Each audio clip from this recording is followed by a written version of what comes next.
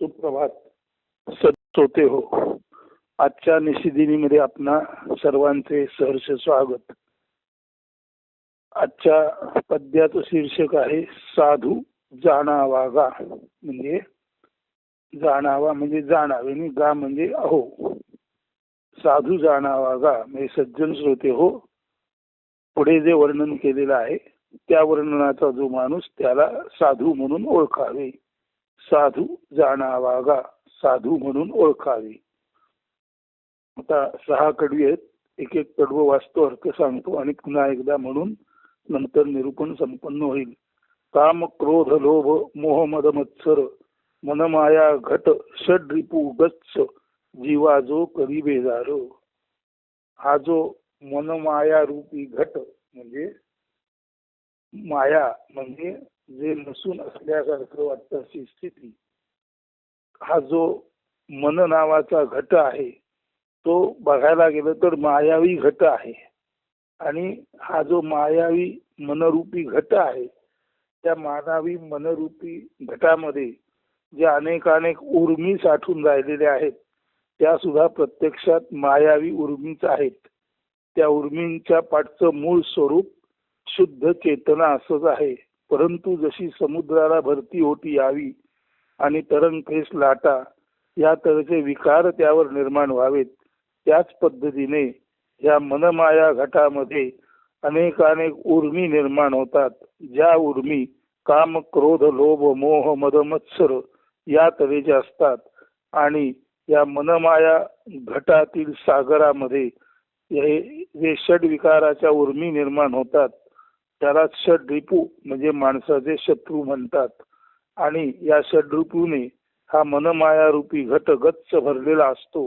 आणि या षडरिपूवत म्हणजे षडरिपूंप्रमाणे वाटणाऱ्या ज्या उर्मी आहेत त्या उर्मी खऱ्या अर्थाने जीवाचं जीवन उद्ध्वस्त करतात.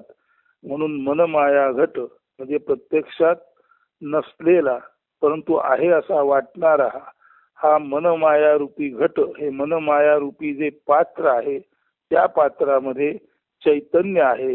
आणि त्या चैतन्याच्या वरचेवर ज्या लाटा येतात त्या चैतन्याच्या लाटा जीवाला उचंबळीत करतात, जीवाला पुढे मागे करायला लावतात. आणि ह्या मनमाया घटामध्ये असलेल्या चैतन्याच्या ज्या उर्मी आहेत त्या उर्मीच माणसाला काम क्रोध लोभ मोह मद मत्सर याद्वारे सतत चलित ठेवतात. आणि या चैतन्याची चलितता म्हणजेच मनमाया रूपी घटातील चैतन्याच्या उर्मी, ज्या उर्मी माणसाला जीवाला बेजार करतात म्हणजे त्रास देऊन थकवून अगदी पूर्णपणे ग्रासून टाकतात. म्हणून काम क्रोध लोभ मोह मद मत्सर मनमाया घट षड रिपू गच्च जीवा जो करी बेजार. तर या चेतनेच्याच ज्या उर्मी आहेत त्या उर्मीच माणसाला सर्वत्र फिरवतात आणि त्या उर्मी षड रिपू म्हणून माणसाला सतत त्रास देतात, जीवाला बेजार करतात. आणि त्याच उर्मीना षड रिपू काम क्रोध लोभ मोह मद मत्सर म्हणजे अनेक गोष्टींकडे आकर्षित होणे, त्या आकर्षणाचा सतत मोह असणे, त्या आकर्षणातून जे काय मिळते त्याचा लोभ निर्माण होणे, जर पुरेसं मिळालं नाही तर क्रोध निर्माण होणे, आणि दुसऱ्याला मिळालं आपल्याला मिळालं नाही तर मत्सर निर्माण होणे, आणि जर स्वतःला मिळालं तर मद म्हणजे एक तऱ्हेचा माज, एक तऱ्हेची उन्मत्तता निर्माण होणे. म्हणून मनमाया घट हा खऱ्या अर्थाने बघायला गेलं तर मन जे म्हणतात त्याला अस्तित्व नाही आहे, परंतु मन नसून सुद्धा असल्यासारखं वाटतं. म्हणून त्या मनरूपी भांड्याला मनमाया घट म्हणजे जो प्रत्यक्षात अस्तित्वात नाही, जे प्रत्यक्षात अस्तित्वात नाही असं हे मनमाया रूपी पात्र आहे. आणि या पात्रामध्ये जे चैतन्य आहे त्या चैतन्याच्या ज्या उर्मी आहेत त्या काम क्रोध लोभ मोह मद मत्सर या पद्धतीने या षट उर्मी आहेत. या षट उर्मीच माणसाला सतत चलित ठेवतात, फिरवत ठेवतात, एका जागी शांत स्वस्थ बसू देत नाहीत. आणि याच षडरिपूच्या प्रकारे याच षडरिपू रूपे निर्माण होणाऱ्या उर्मी आहेत त्या माणसाला म्हणजे जीवाला सतत बेजार करतात, संत्रस्त ठेवतात. पहिलं कडवं सविस्तर सांगितलेलं आहे. आता यानंतर पुढच्या सर्व गोष्टी सोप्या आहेत. तर काम, क्रोध, लोभ, मोह, मद, मत्सर, मनमाया, घट, षड रिपू, गच्च. हा मनमाया रूपी घट षड रिपूने गच्च भरलेला असतो. जीवा जो करी बेजार आणि तोच जीवाला संत्रस्त करतो, त्रास देतो. त्यासी नीट न अवलोकिता मानव फिरे पुनः पुन्हा त्या मागुता. पाया लावणी भोवरा जन्म मरण चक्री फिरे तत्वता. तर या मनमाया रूपी घटातील या षड्रिपू म्हटल्या जाणाऱ्या, गणल्या जाणाऱ्या ज्या उर्मी आहेत त्या प्रत्यक्षात मन अस्तित्वात नाही. प्रत्यक्षात मनाचे पात्र, मनाचे भांड अस्तित्वात नसून सुद्धा असल्यासारखे वाटते. आणि या मायारूपी मनघटामध्ये चैतन्याला ज्या उर्मी येतात त्या उर्मी माणसाला सतत चलित ठेवतात, सतत धावायला लावतात. आणि या सतत धावण्यातूनच काम, क्रोध, लोभ, मोह, मद, मत्सर अशा गोष्टी वस्तुतः चैतन्याच्या लाटातूनच माणूस चलित होतो. आणि तो चलित झाल्यामुळे त्याच्या मनामध्ये विविध आकर्षण, लोभ निर्माण होतो. आणि या आकर्षण लोभापायी, या मूर्खतेपायी स्वाभाविकच माणसाला मूळ जी चैतन्याची उर्मी आहे, मूळ जे चैतन्य आहे त्या चैतन्याचं रहस्य लक्षात न येता त्या चैतन्यातून निर्माण होणाऱ्या तात्पुरत्या स्वरूपाच्या उर्मी याच खऱ्या वाटून माणूस या तात्पुरत्या उर्मी म्हणजे हे तात्पुरते जे विकार आहेत त्याच्या नादी लागतो.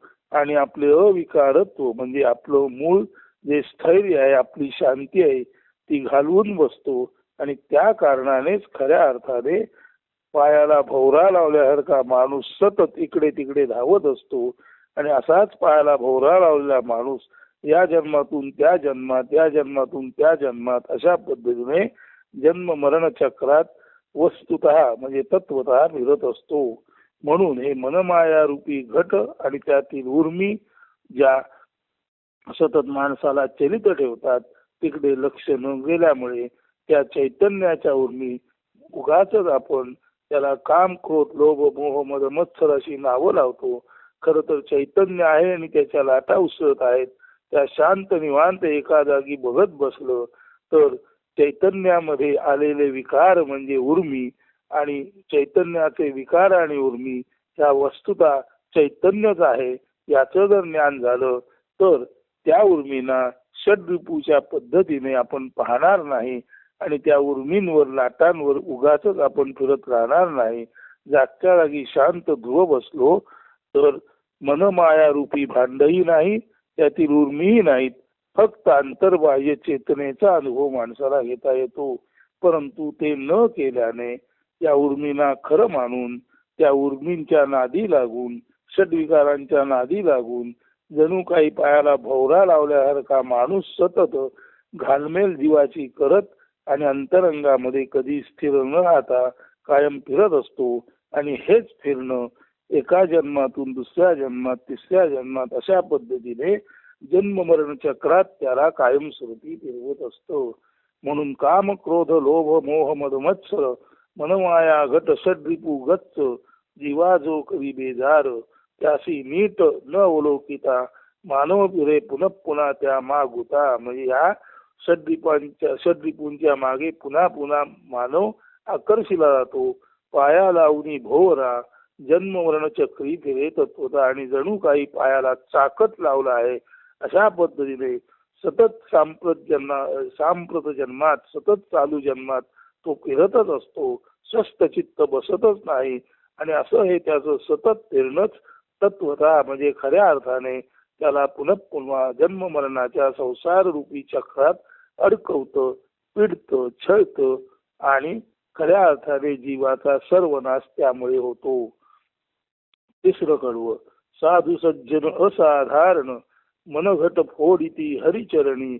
अमन न मन भावे हरिशरण जाता चुके संसार फिरणी.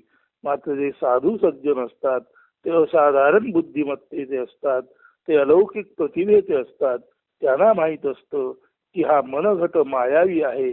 जी गोष्ट मायावी आहे तिला जर अस्तित्वच नाही तर त्या मनघटाकडे पूर्ण दुर्लक्ष करणं म्हणजेच मनघट फोडून टाकणं हे साधू संतांना अवगत असते. म्हणून जे मायावी आहे ते मायावी म्हणून तिकडे दुर्लक्ष करणं हेच खऱ्या अर्थाने साधू सज्जन लोकांचे असाधारणत्व असते. हेच साधू संतांचे सामर्थ्य किंवा वैशिष्ट्य असते. त्या मायेकडे दुर्लक्ष करून तथाकथित मनघट फोडणं नष्ट करणं हे साधूंना सहज शक्य होतं. आणि हा मनघट फोडताना साधू केवळ आणि केवळ हे जे मायावी मन रूपी भांड आहे त्यातील केवळ आणि केवळ जो चैतन्याचा साठा आहे त्या चैतन्य निधानाकडेच लक्ष देतात. चैतन्याचा साठा त्याच्याकडे लक्ष देणं आणि चैतन्य ज्या भांड्यात आहे असं वाटतं तो मायावी मनघट फोडून टाकणं हीच त्यांची साधना असते. म्हणून साधू संत जो मनघट वस्तुता नाहीच तो फोडतात. याचा अर्थ चैतन्याकडे लक्ष देतात आणि भांड्याकडे दुर्लक्ष करतात. म्हणजे जसं आपण म्हणतो भांड्याला महत्व नाही, त्या भांड्यात काय आहे त्याला महत्व आहे.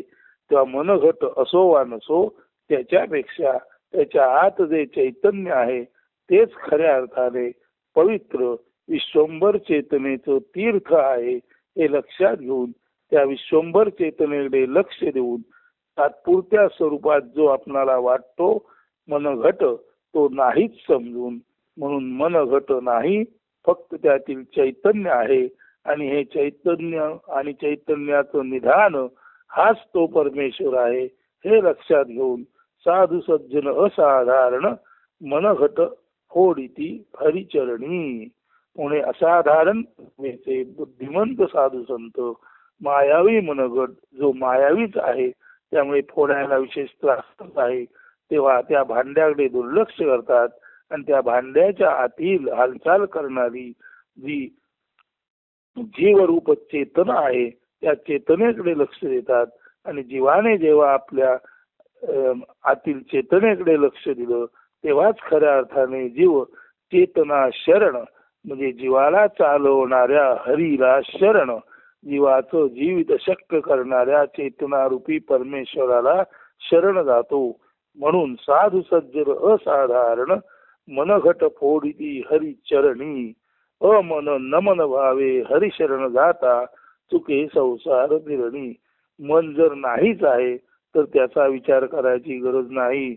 म्हणून मन नाही हे ध्यानात आलं की मनाचं अमन होतं म्हणजे भांड फुटलं आणि केवळ शांत निवांत चैतन्याचा भाव प्रदीप्त झाला. भांड फुटलं आणि शांत निवांत चेतना दिसली आणि चेतने पुढे आपण न मन झालो. अमन म्हणजे मन नष्ट होणे आणि न मन म्हणजे मन नष्ट होणे आणि मनाच्या आत जो चैतन्याचा भाव आहे त्याला शरण जाणे. म्हणून अमन आणि नमन याचा मूळ अर्थ मन नसणे असा आहे. पण तू अमन म्हणजे मन नसणे त्याचा अर्थ शांती आहे आणि नमन म्हणजे मन नसणे आणि त्या ज्या शांतीतील तेज आहे ते शांत निवांत तेज आहे तेच परमेश्वरी तेज समजून त्या परमेश्वरापुढे नमन म्हणजे नमस्कार घालणे असा त्याचा अर्थ होतो.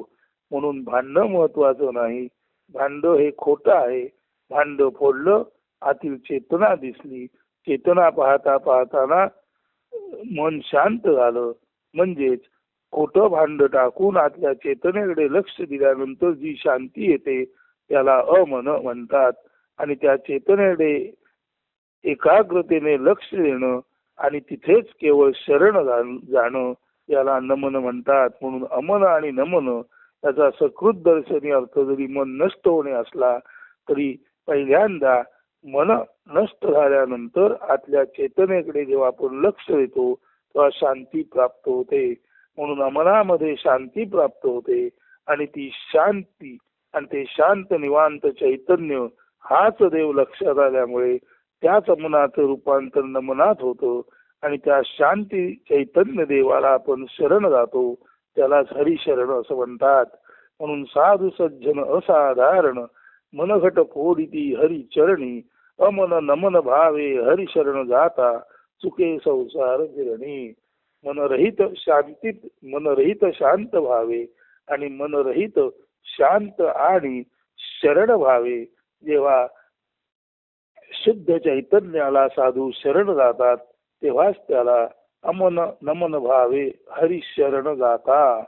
जेव्हा साधू सज्जन असाधारण आहेत ते मायावी मनघट हरिचरणी फोडतात आणि हा हरी म्हणजे दुसरं तिसरं काही नसून तो चैतन्य रूप देव असतो आणि त्या चैतन्य रूप देवाच्या पायावर मनघट फोडणे म्हणजे हरिचरणी नमन होणे आणि हरिचरणी नमन झाल्यानंतर त्या चैतन्याच्या शांत देवतेचा शांततेचा कायमस्वरूपी अनुभव घेणे म्हणजेच हरिशरण जाता सातत्याने हरिरूप शांतीचा हरिरूप शांत निवांत परंतु परमश्रेष्ठ तेजाचा अनुभव घेणे म्हणजेच शांतीचा अनुभव घेणे. आणि असं केल्यामुळे आता आपोआपच फिरणं थांबलं आणि ज्याचं सांप्रत जीवनात चालू जीवनात फिरणं थांबलं त्याला पुन्हा या जगाच्या संसार रूपी चक्रामध्ये भौर्यामध्ये फिरणीमध्ये म्हणजे नित्य नेमिक्रमाने चालणाऱ्या आवर्ती किंवा चक्ररूप फेऱ्यामध्ये अडकायची वेळच येत नाही. म्हणून साधू सज्जन असाधारण मनघट फोडिती हरिचरणी अमन नमन भावे हरिशरण जाता चुके संसार फिरणी. संसारात पुन्हा पुन्हा यायचं फिरायचं हे फेरे तेव्हाच चुकतात जेव्हा साधू संत आपल्या असाधारण बुद्धिमत्तेद्वारे आपल्या असाधारण प्रतिमेद्वारे मन हे मायावी आहे समजून तिकडे दुर्लक्ष करतात. त्याच्या आतील चेतनेकडे शांत निवांत लक्ष देता देता ते परमशांत होतात आणि शांती जेवढी परमशांत स्थिर ध्रुव तेवढेच हरीचे रूप म्हणजे परमेश्वराचे रूप चैतन्य देवाचे रूप अशा साधू संतांच्या हृदयामध्ये याच प्रकारे परमेश्वराबद्दल दृढ भाव निर्माण होतो आणि हा हरिचरणाला शरण जाऊन हरीबद्दल दृढ भाव निर्माण होणे म्हणजे केवळ आणि केवळ सर्व व्यापक सर्व शक्तिमान सर्वज्ञ अशा या चैतन्य देवाकडे लक्ष जाणे. तिथे लक्ष जाता जाता मानव मी माझे पण विसरतो म्हणून चैतन्य देवाकडे लक्ष जाणे आणि मी माझे हरपणे म्हणजे हरिशरण जाणे आणि न मन म्हणजे हरी पुढे अतिशय प्रामाणिकपणे सरेंडर करणे म्हणजे मी माझेपणाचा त्याग करणे. आणि यामध्ये अर्थातच शांती भक्ती आणि चैतन्याची शक्ती या तिन्ही गोष्टी साधकाला प्राप्त होतात. म्हणून साधू सज्जन असाधारण मनघट फोडिती हरिचरणी अमन नमन भावे हरिशरण जाता चुके संसार फिरणी. तर जन्म मरणाचं चक्र चुकण्यासाठी साधू संतांच्या असाधारण बुद्धिमत्तेकडे प्रतिभेकडे आपण लक्ष द्यावे आणि मन हे मायावी आहे तिकडे दुर्लक्ष केले असता आतील चैतन्याकडे पूर्ण लक्ष वेधले जाते आणि चैतन्याकडे लक्ष वेधणारा तो ज्याच्याकडे लक्ष वेधतो तेच तो बनून जातो. म्हणून ऑब्झर्वर इज ऑब्झर्ड या पद्धतीने चैतन्याकडे लक्ष देणारा स्वतःच चैतन्य असतो. चैतन्यापुढे शरण जाणारा स्वतःच खऱ्या अर्थाने चैतन्याला जो शरण जातो तो स्वतःच खऱ्या अर्थाने आता चैतन्याला शरण गेला. चैतन्य हा देव आहे त्या देवाला जो शरण गेला तो ज्याला शरण जातो तो स्वतः देवच असतो. म्हणून ज्याच्याकडे आपण लक्ष द्यावे तेच आपण असतो. आपण चैतन्य शांतीकडे लक्ष दिलं की आपणच शांत असतो. आपण चैतन्य देवाकडे चैतन्य रूपी हरीकडे लक्ष दिलं की आपणच खऱ्या अर्थाने हरी असतो. म्हणजे ऑब्झर्वर इज ऑब्झर्वड पाहणारा पाहायचे तेच असतो. म्हणून चैतन्य रूप शांतीकडे लक्ष देणारा स्वतःच अमनी म्हणजे शांत भावी होतो आणि चैतन्य रूपी देवाकडे लक्ष देणारा स्वतःच न मनी म्हणजे हरीकडे पाहणारा स्वतः हरी होतो. शांतीकडे पाहणारा स्वतः शांत रूप होतो. म्हणून असा अमन आणि नमन जो होतो तो साधकच प्रत्यक्षामध्ये चैतन्य रूपी देव किंवा चैतन्य हरिनारायण असतो. आणि एकदा का हे साधले की जन्म मरणाची जी फिरणी आहे संसार चक्र आहे ते चुकलेच म्हणून समजा. म्हणून साधू सज्जन असाधारण मनघट फोडिती हरिचरणी अमन नमन भावे हरिशरण जाता चुके संसार फिरणी. आता अमन नमन होणे म्हणजे काय? अमन नमन होणे मनाचे मनात मुरणे. अमन नमन होणे याचा अर्थ मनाचे मनात मुरणे. म्हणजे मन ज्यामध्ये चैतन्य आहे ते चैतन्य सतत वर वर वर वर स्फुरण पावत असतो. तर हे चैतन्याचं स्फुरण पावणं जर साधकाने आपल्या ज्ञानशक्तीने नियंत्रित केलं तर मनरूपी मायावी भांड्यातील चैतन्य जे वर वर वर वर येऊ पाहतं ते तिथल्या तिथे जिरवलं जाईल. म्हणून मनातील चैतन्य मनातच मुरवणे याला म्हणतात अमन नमन होणे. अमन नमन होणे मनाचे मनात मुरणे. जाणावे यासी षड्विकार उपज पूर्व निपचित निश्चेतन होणे. म्हणजे मनाचे मनात मुरणे म्हणजेच अमन नमन होणे. यालाच ओळखावे हे जे षड्विकार आहेत, काम क्रोध लोभ मोह मद मत्सर रूपी उर्मी आहेत, या मनातून बाहेर पडण्यापूर्वीच त्यांना निपचित निस्तेजन करणे. म्हणजे मनाच्या शांत तेजातून मनाच्या परमशांत तेजातून कामक्रोधादी षड्रिपू षट उर्मी वर येण्यापूर्वीच जर मनातल्या मनात त्यांना दाबता आलं तर त्या उर्मी निश्चेतन होतात, निपचित होतात. म्हणून मनाच्या शांती सरोवरातील लाटा ज्या सर्वसाधारणपणे षड्विकार म्हणून ओळखल्या जातात त्या उर्मीना जर आपण तिथल्या तिथे गप्पगार केले, तिथल्या तिथे दाबू शकलो तर त्या लाटा त्या उर्मी केवळ आणि केवळ मनामध्ये चैतन्य म्हणून राहतात आणि त्या उर्मी रूपात न जन्मल्यामुळे षड्रिपूंना चेतना न मिळाल्यामुळे षड्रिपू कोणत्याही तऱ्हेने त्रासदायक ठरतच नाहीत. खरं तर षड्रिपू जन्मण्यापूर्वीच त्यांना होणारा जो चैतन्याचा पुरवठा आहे तो आपण नष्ट करतो. म्हणून मनाचे मनात मुरणे याचा अर्थ चैतन्य चैतन्य म्हणून स्थिर शांत राहणे आणि चैतन्य चैतन्य म्हणून स्थिर शांत राहिले की कुठल्याच तऱ्हेच्या उर्मी त्याच्यातून बाहेर पडत नाहीत. आणि अशा जेव्हा उर्मी बाहेर पडत नाहीत तेव्हा षड्विकाराच्या उर्मी सुद्धा जन्मण्यापूर्वीच जसं आपण म्हणतो गर्भमृत्यू व्हावा त्या पद्धतीने निश्चेतन होतात. ज्या उर्मीला जोर नाही त्या उर्मी असून नसल्यासारख्या होतात. म्हणून अमन नमन होणे मनाचे मनात मुरणे. जाणावे यासी षड्विकार उपज पूर्व निपचित निश्चेतन होणे. मन जेव्हा मनात मुरतं तेव्हा स्वाभाविकच मनातून निर्माण होणाऱ्या षड्विकाराच्या उर्मी सुद्धा निर्माण होण्यापूर्वीच शांत होतात. जणू काय त्यांचा गर्भमृत्यू होतो आणि आता चेतना केवळ आणि केवळ परमशांत चेतना म्हणून राहते आणि तिकडे लक्ष देणारा अमनी म्हणजे शांत निवांत बनतो.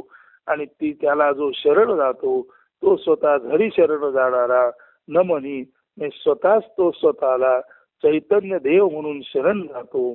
असा अमनी नमनी तेव्हा होतो जेव्हा मन मनामध्ये मुरते आणि मनातून कोणत्याही तऱ्हेच्या उर्मी निर्माण होण्यापूर्वीच त्यांच्या चेतनेचा प्रवाह खंडित झाल्यामुळे त्या उर्मी नष्ट होतात. थोडक्यात उर्मी रहित, लाटा रहित, तरंग रहित म्हणजे विकार रहित चैतन्याचे असणे हेच खऱ्या अर्थाने आपल्यातील देव पाहणे होय. आणि अशा देवाला शरण जाणे याला नमन म्हणतात. आणि असा जो नमनी असतो तो मन नष्ट झाल्यामुळे तो नमनी म्हणजे परमशांत होतो किंवा तो अमनी म्हणजे परमशांत ध्रुव स्थिर चित्त असा होतो. आणि परमशांत ध्रुव चित्त चैतन्याला शरण गेलेला तो स्वतःच हरीला शरण जाणारा हरीच असतो. हरीकडे लक्ष वेधणारा हरीच असतो. अशा अर्थी आपणच आपल्यातून आपल्या चेतनेकडे लक्ष देऊन आपणच आपल्या दिव्यत्वाची हरिरूपाची प्रचिती घेतो. म्हणून अमन नमन होणे मनाचे मनात मुरणे. जाणावे यासी षड्विकार उपज पूर्व निपचित निश्चेतन होणे. यासी म्हणती मनोचेतना मनांतरीच मुरणे. थोडक्यात मनाचं चैतन्य मनातच मुरणं. निर्झर नये भू बाहेरी परी त्या स्वठायी सागर प्रचिती स्फुरणे. जेव्हा मन मनातच मुरतं तेव्हा मनचेतना मनातच विस्तारित जाते आणि अन्यथा मनामध्ये मावणारी चेतना, आता मनाचं भांडण नष्ट आलं आणि चेतना तिथल्या तिथे मुरली की संपूर्ण जीवनाच्या अंतर्गत त्या चैतन्याचं सरोवर किंवा सागर निर्माण होतो. जर एखादा निर्झर झरा पृथ्वी बाहेर आला नाही आणि त्याची जी हालचाल आहे ती पृथ्वीच्या बाहेर न येता आतल्याच सुरू झाली तर निर्झर नये भूबाहेरी परी त्या स्वठायी सागर प्रचिती स्फुरणे. म्हणजे झरा पृथ्वी बाहेर आला नाही आणि आतल्या आतच तो पसरत गेला तर पृथ्वीच्या आतच त्या झऱ्याला आपण सागर आहोत, आपण विशाल आहोत, आपण सरोवर आहोत याची अनुभूती येईल. जर मनाचं चैतन्य लाटारूपी विकार रूपी वर आलं नाही तर मनाच्या चैतन्याला मनाच्या ठाईच आता मन उरलत नाही, भांडण नष्ट आलं आणि चेतना वर येण्याऐवजी आतल्यात पसरली तर जीवाला आपल्या अंतर्गतच चैतन्य देवता, चैतन्य सरोवर, चैतन्य सागराची जी अनुभूती येईल तीच अनुभूती म्हणजे जीवाला आलेली चैतन्य सागराची अनुभूती म्हणजे शिवाची अनुभूती. म्हणून यासी म्हणती मनोचेतना मनांतरी मुरणे निर्झर नये भू बाहेरी परी त्या स्वठायी सागर प्रचिती स्फुरणे. जर झरा बाहेर आला नाही, पृथ्वीच्या बाहेर आला नाही तर त्याचा तोच पृथ्वीच्या आत सागर म्हणून विशाल होतो आणि त्यालाच निर्झरालाच सागराची प्रचिती येते. त्याच पद्धतीने मनाच्या उर्मी जर बाहेर आल्या नाहीत तर मन नष्ट झालेल्या अशा चैतन्याला आतल्या आत आपणच चैतन्य सागर आहोत, आपणच सर्वत्र भरून उरलेलं विश्वरूप हरिरूप आहोत याचा अनुभव येतो आणि आपणच आपल्याला हरी म्हणून पाहणे म्हणजे जणू काही निर्जरानेच स्वतःला भू बाहेर न येता आतल्यात सागर म्हणून अनुभवणे. त्यासी म्हणती मनोचेतना मनांतरीच मुरणे निर्झर नये भू बाहेरी परी त्या म्हणजे परंतु त्याला स्वठायी सागर प्रचिती स्फुरणे. निर्झराला आपण सागर आहोत असा अनुभव येणे आणि जीवाला आपण शिव आहोत याचा अनुभव येणे म्हणजेच मनाची चेतना मनांतरीत मुरणे आणि निर्झर पृथ्वी बाहेर न येता आतल्या आत त्याला सागराची अनुभूती येणे.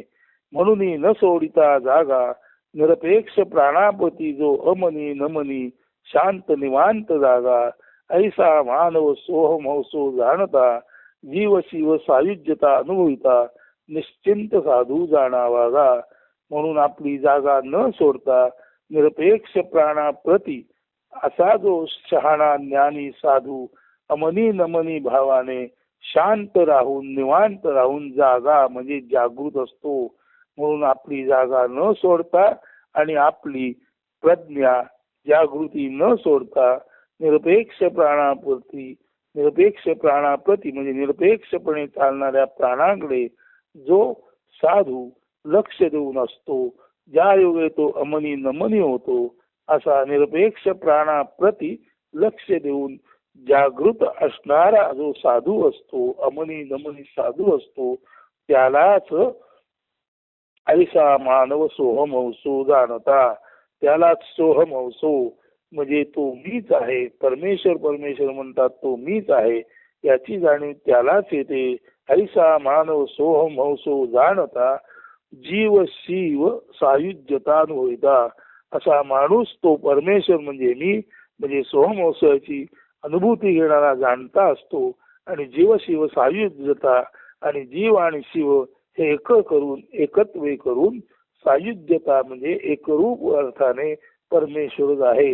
म्हणजे जीव शिव सायुज्यतेमध्ये जीव नाही शिवच आहे आणि सोहमहसो मध्ये मी नाही तोच आहे अशी जेव्हा अनुभूती येते तेव्हा असा निरपेक्ष प्राणाप्रती अमनी नमनी शांत निवांत असा जो जागृत असणारा साधू असतो तोच मानव सोहम सोहम सोहम म्हणजे आय एम दॅटची अनुभूती घेणारा जाणता असतो आणि तोच जीव शिव यांची सारूप्यता म्हणजे यांची एकरूपता समजून घेणारा खऱ्या अर्थाने स्वतःच सदाशिव, स्वतःच शिव असतो.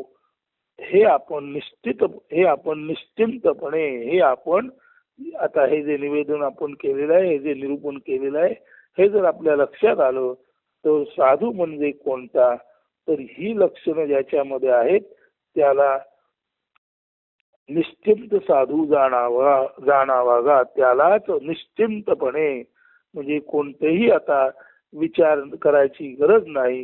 ही सर्व लक्षणे ज्याच्यामध्ये दिसतात त्यालाच साधू जाणावा अहो सज्जनो, त्यालाच तुम्ही साधू म्हणून ओळखावे.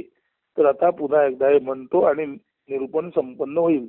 साधू जाणावा काम क्रोध लोभ मोह मद मत्सर मनमाया घट षड्रिपू गच्च जीवा जो करी बेजार त्यासी नीट न ओळखिता मानव फिरे पुनः पुन्हा त्या मागुता पाया लावणी भोवरा जन्म मरण चक्री फिरे तत्वता साधू सज्जन असाधारण मनगट फोडिती हरिचरणी अमन नमन भावे हरि शरण जाता चुके संसार फिरणी अमन नमन होणे मनाचे मनात मुरणे जाणावे यासी षड्विकार उपज पूर्व निपचित निश्चेतन होणे यासी म्हणती मनोचेतना मनांतरीत मुरणे निर्झर नये भू बाहेरी तरी त्या स्वठाई सागर प्रचिती स्फुरणे. प्रचिती म्हणजे अनुभव. म्हणून न सोडिता जागा निरपेक्ष प्राणापती जो अमनी नमनी शांत निवांत जागा ऐसा मानव सोहमोसो जाणता जीव शिव सायुज्यता अनुभविता निश्चिंत साधू जाणावागा. म्हणून साधू जाणावागा किंवा निश्चिंत साधू जाणावागा म्हणजे अधिक विचार न करता निश्चिंतपणे, म्हणजे बेदिक्कत कोणताही विचार न करता आत्ता जे वर्णन आहे त्या वर्णनात जो असतो तो निश्चितपणे साधू म्हणून ओळखावा आणि तो साधू आहे त्या निश्चिंत भावाने त्याला शरण जावं. आणि साधूला जो शरण जातो तो स्वतः साधू बनतो. साधू देवाला शरण जातो तो स्वतः देव बनतो. म्हणून देव शरण साधू देवचे आहे. साधू शरण मानव साधूच आहे. परंतु देव आणि साधू यात फरक नसल्यामुळे अंततोगत्वा मानव हाच साधू आहे आणि मानव हाच देव आहे.